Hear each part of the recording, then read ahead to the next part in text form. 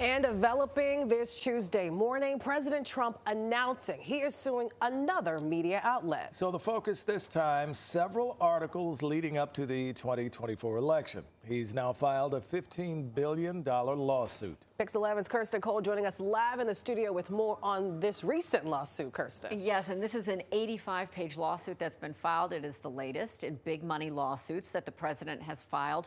Important to note, two of the more recent actions did not go to trial. Both of those were settled.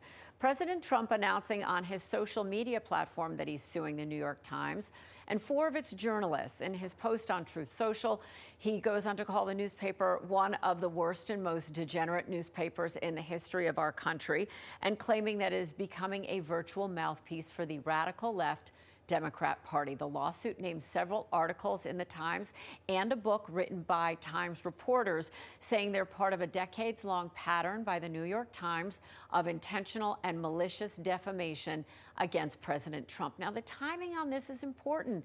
This lawsuit comes on the heels of the heavily reported story of accused sex trafficker Jeffrey Epstein's 50th birthday book. The New York Times and other outlets releasing a letter Trump allegedly gave to Epstein, which included a crude outline drawing of a naked woman's body and Trump's signature. Now, the president and the White House have denied that the letter is from him. The Times saying it has analyzed the signature and compared it to several other that were verified as Trump's signatures, is standing by its reporting. Trump previously sued the Times and lost regarding reporting that include allegations of his niece, Mary Trump. He was ordered to pay legal fees for the paper and its reporters in that suit. And defamation suits by public figures are generally seen as difficult to win. The president's lawyers would need to prove that the Times made false statements and that the publisher knew it and acted with reckless disregard for the truth.